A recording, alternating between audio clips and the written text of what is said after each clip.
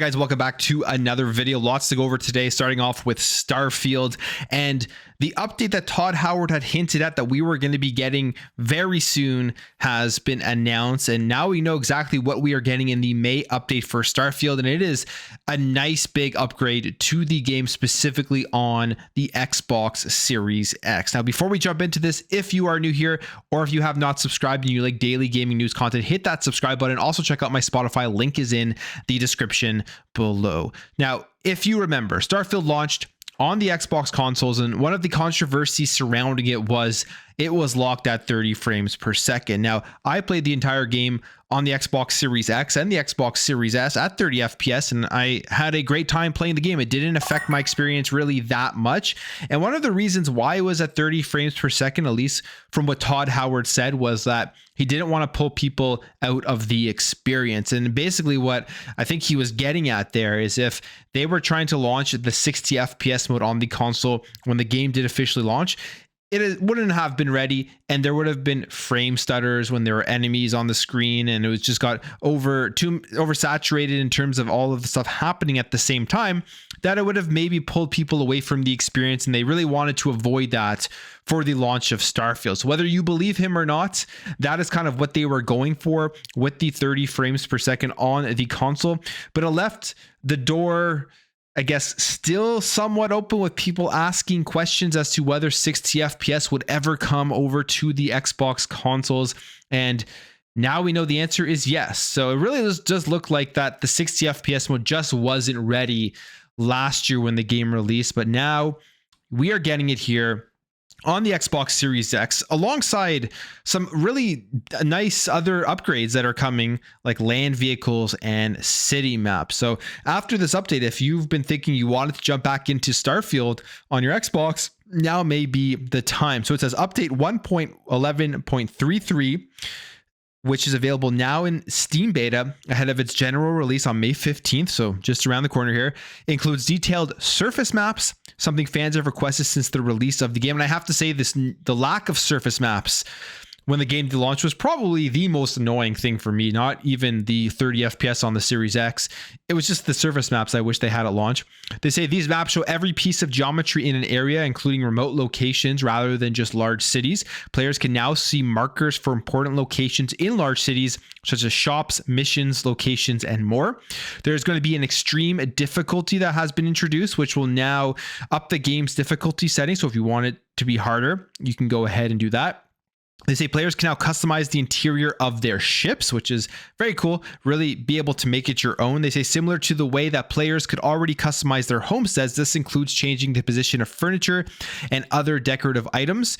Now, the update will also change the game's performance mode on the Xbox Series X. The performance mode will now target 60 frames per second, and for users with a VRR display, a 40 FPS option will be available.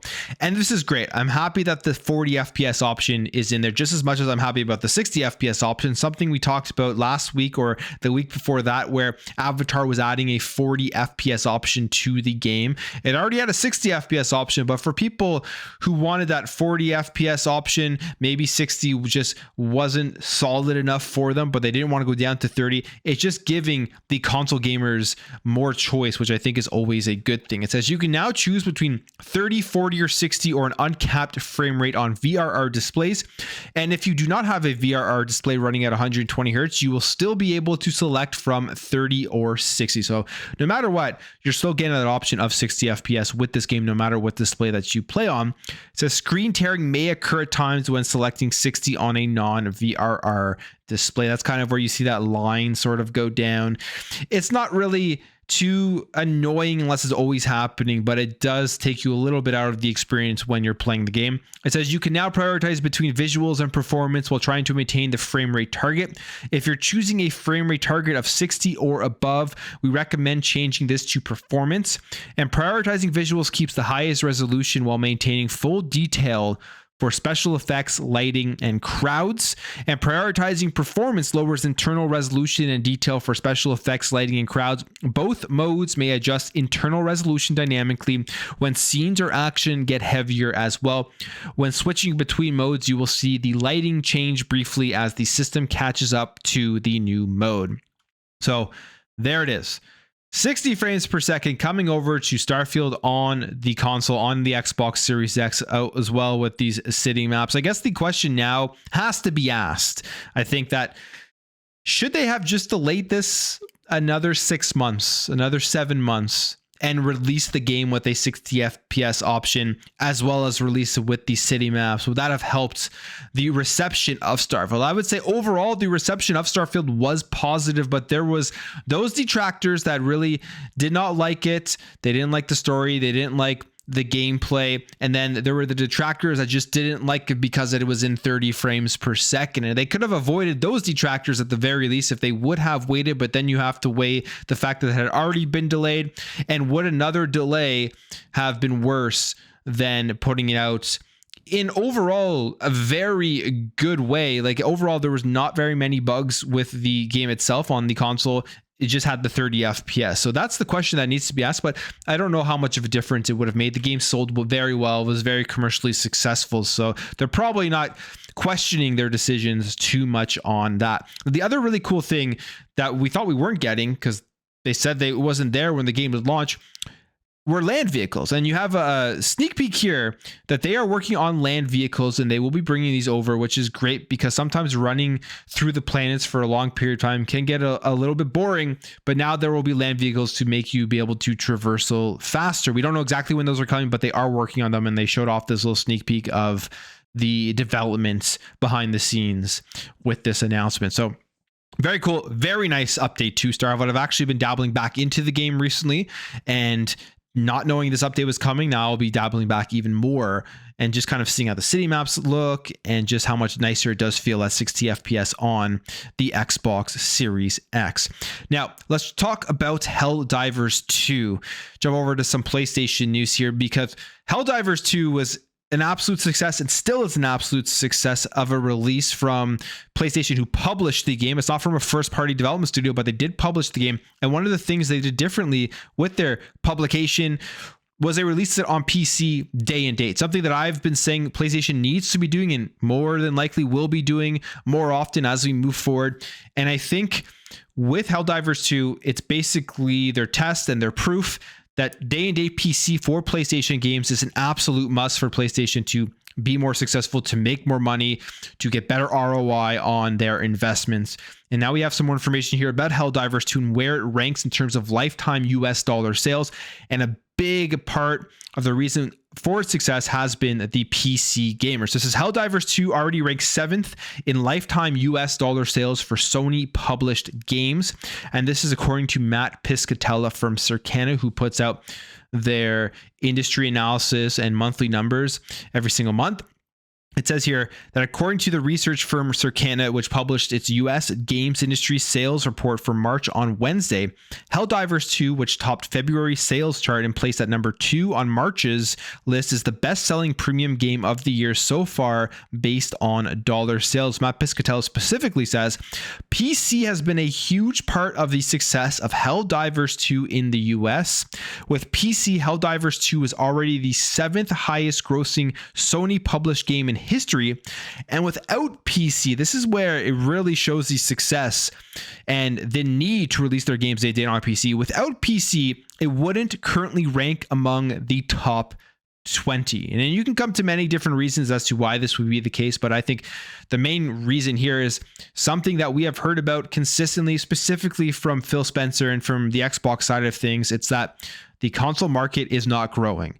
The console players are there, and these companies are finding it harder and harder to gain more people into the console market. So basically, what we have as console gamers and what these companies see in terms of their market for console gamers, it is what it is, and it's going to be very hard to grow it at any significant rate to increase these types of numbers. So they have to reach out to the other markets, such as releasing games onto PC and day-to-day to get more players. So without PC, it would not even be among the top 20. Sony's definitely looking at this, and they're saying going forward, we are going to be releasing PlayStation games day and date on that platform. They just have to, essentially, at this point, when you're looking at these numbers. And when it comes to the best-selling game of the month, the best-selling game of the month was Dragon's Dogma 2. That was the best-selling game of March 2024, a big RPG single-player game. is the best-selling game of the year right now in the US as it tops March's 2024. And these are the top three are Dragon's Dogma 2, Helldivers 2, and then MLB The Show 24, which again, another PlayStation published game or a PlayStation first-party game from their first-party studio, published on multiple different platforms in the top three for March 2024. All the signs are pointing that all these ecosystems are going to be opening up to get more players by having a broader reach. And overall, I think that is a very, very good thing. Now, when it comes to PlayStation VR 2, I have one. There's been no first party output from PlayStation besides Horizon Call of the Mountain. Essentially came packed in with the headset itself. I thought it was a great game. But I've been waiting and sitting and waiting and sitting for more first party PSVR 2 content. And I just, now at this point, I don't think it's ever coming, which is why they're bringing PSVR 2 to PC, which I still think is good because the headset technology overall, I think is awesome. So happy I'll still be able to use it on the PC. And we have some more kind of confirmation that they've kind of, I'd say, given up from a first party perspective, at least as of right now. For PSVR 2, this has to do with the Horizon Call of the Mountain director being made redundant by Fire Sprite. So this is a post from X, and it's from Alex Barnes, who is the director of Horizon Call of the Mountain. It says here, "Today was my last day at Fire Sprite and PlayStation, as after nearly 7 years here, I am being made redundant. It has been a tough time over the past few months, but thank you to all the folks that have continued to help each other through all of this. You have been incredible." And you have to ask yourself, why would he be made redundant? I would say, unless they're significantly shifting away from really putting much more investment into the PSVR 2 side of things. And that's unfortunate. At least that's the way it's looking right now. We could get a showcase from PlayStation this year. And in that showcase, we get just a ton of PSVR 2 announcements, which would be awesome. But I feel like all the signs are pointing to them kind of slowly killing it off, but keeping it alive by allowing people to use it on the PC. And again, the tech inside that headset is great, so at least it won't be useless completely. And there are third-party games on PlayStation Store, but it's been very disappointing from a PSVR 2 owner and user from PlayStation right now in terms of their outputs. And I was expecting some really nice experiences that you couldn't get anywhere else. And that's kind of the reason I picked up that PSVR 2 headset. Okay, let's jump over here. We know that the Xbox 360 store is closing, and to me, it's very unfortunate.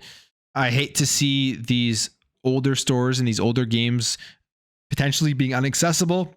I'm a big fan of game preservation. I think it's needed with this all digital era. We're going to lose out on a lot of games that we don't realize right now, but in 10, 20, 30 years from now, we're going to want to sit back and play some of them, and we're going to try to find them, and you won't be able to. And that's when people will really start questioning this whole thing with the game preservation. But as of right now, stores are closing. Nintendo's been closing stores.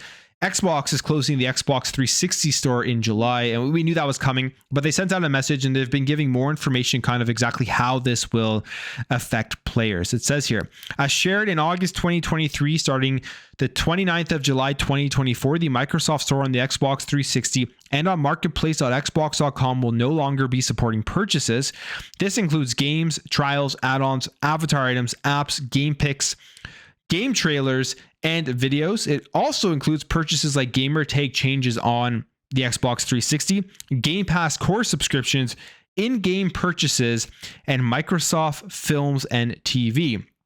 Games and content purchased before that date will still play as intended, and content re-downloads will continue to be supported for owned content. Now, this is the positive thing here that Xbox is making sure that you're still going to be owning your content that you've purchased, even if the store is closed down.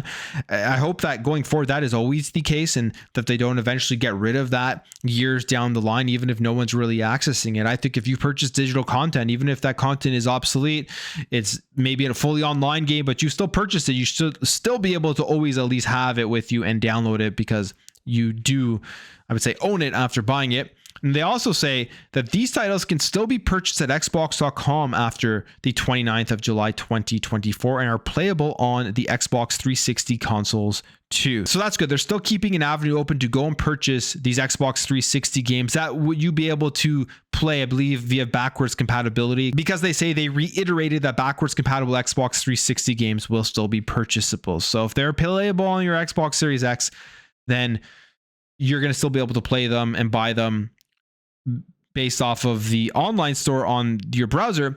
But then what's going to happen to the games that aren't backwards compatible, the digital versions of those games. Those ones, you're not going to be able to go and find them anymore because the store is going to be closing, which is the unfortunate part about it. And in fact, there is an entire list of games that are being delisted. You can kind of see there's a list here. I will link it in the description, but these ones you won't be able to get them if you don't buy them before July 2024. So check out the list, go and buy them, make sure you have them if you do want to be able to play them at some point in the future.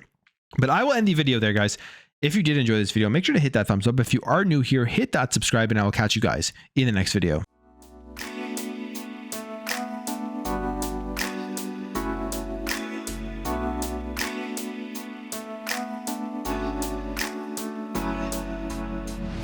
Bye.